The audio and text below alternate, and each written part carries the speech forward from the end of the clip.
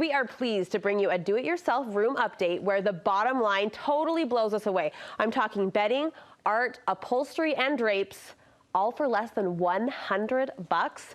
It sounds impossible, but then again, sometimes you can channel your choices in just the right direction and come off a winner. It's seriously good skills and seriously good sourcing.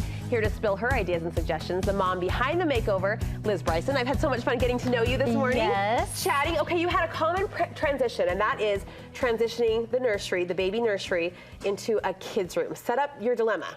So when I remodeled my house about 3 years ago, I did the easy, put white paint on the walls everywhere, just redo the flooring and then move on. And I decided to go crazy in my little girl's room and put up like a fresh corally pink.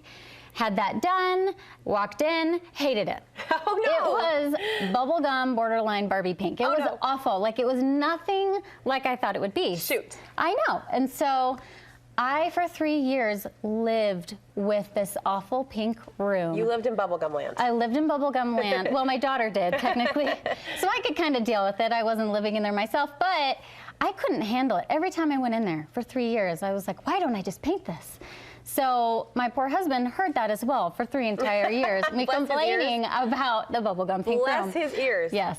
Well, look what you did, though. You transformed that pink bubblegum land into a beautiful, clean, white, crisp, soft, sweet nursery. Are you so happy with these results? Oh, yes. And the best part of this whole thing was I wanted to achieve all of this under budget. I wanted the room to look twice as big, to feel big, have her actually want to be in the room because it was so dark and it was like this awful, awful coloring going on everywhere. So I wanted to brighten everything up.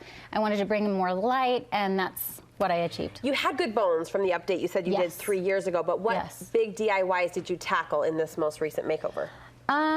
Mostly, I got rid of all the dark furniture, which obviously was in my boys' rooms before, and I wanted it to be just a little more feminine, well, a lot more feminine, because her style is very pink, very girly, very princess. I didn't want to do head to toe, you know, Elsa Anna in there. We love you, Disney, but not for this room. I just wanted to merge my modern and her really girly feminine and put it together. So what I mostly did was incorporate the white walls.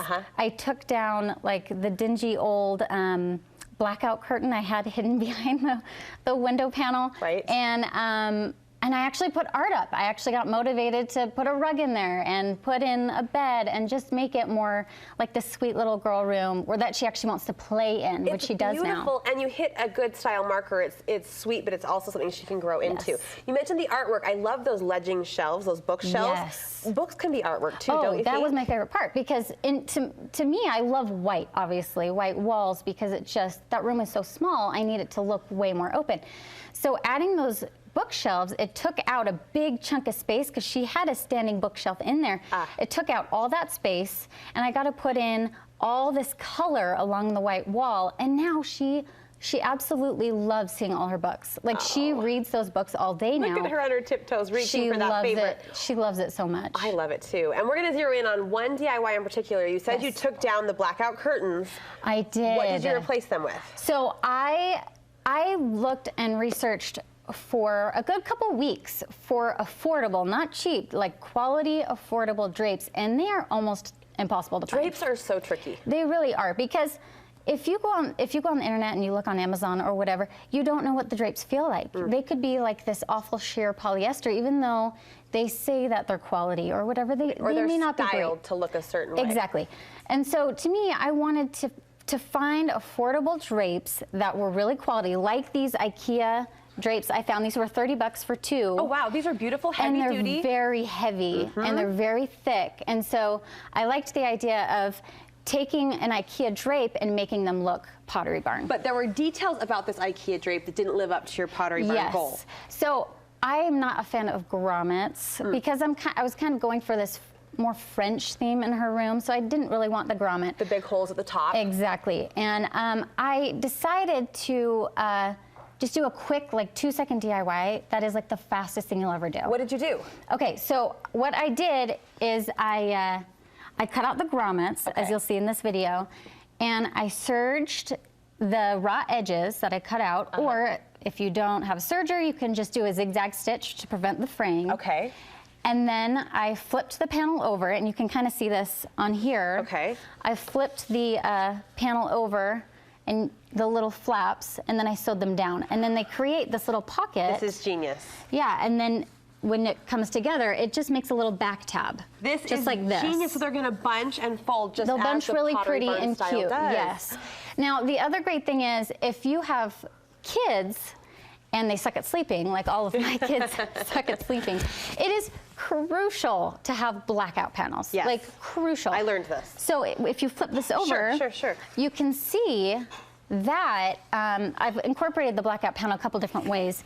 You can go all out professional and like seam rip this edge and slide it in there and sew it back down. Or you can be, I don't want to say lazy, but we celebrate fast. We celebrate B+ers around here. B+er around here. Yes, we love it. And you can do what I did on this side and just kind of sew it to the top, or even safety pin it. I won't even judge. Liz, I think this is so genius. And then this is what it just looks like without the blackout panel. But where do you find your blackout? Oh, you can go to panel? Joann's, or if you want to be super thrifty, go to Savers and just cut it out of a different drape. There you go. So, yeah. Give us some other ideas for ways we could finish this off or dress this up in that creative vein. The best part about a kid's room, I mean, you can do this in a family room, whatever, as well, but in a kid's room, you can go all out. And so for me, I love, and I'm going to be doing it to this one. I'm going to be adding a pink fringe just like this. Well, now you're committed. I am said it on committed. TV. Yes, I've ordered it, but it just takes a while to get here. So you're going to trim it out.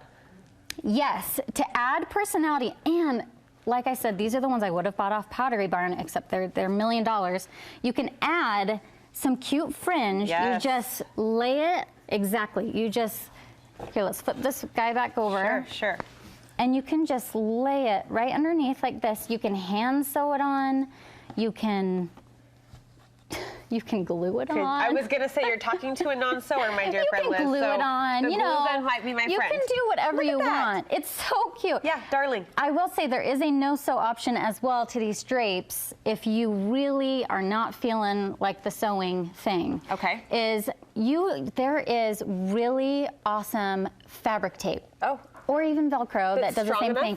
Way strong. Nice. Like my husband will use it on things he runs with. That's how strong it is. Cool. Like it is got to, it's good for wear and tear. So look for that. So yeah, and you can easily just do the double-sided stuff right here. Sure. And you're good to go. I'm so excited And about this. there's no frayed glue as well. So if you want to not have to sew anything at all, What's your you daughter's don't have name? to. Her name is Rome. Rome is sleeping in the sweetest room ever, and we are so grateful for the DIY inspiration. You post projects like this all the time on your YouTube channel? Yes, mostly fashion, like this, for example. Like I mostly You refashioned this? Yes, this was You're from amazing. like a 90s like vested guy. It was not great. Amazing. Where can we find more of your work? YouTube channel Cotton and Curls or cottonandcurls.com, or my Instagram. I post all my DIYs on there too. I'll be sure to follow you, and we'll post a link so you can do that as well. Nice to have you, Liz. Nice. Come back soon. Thank you so much.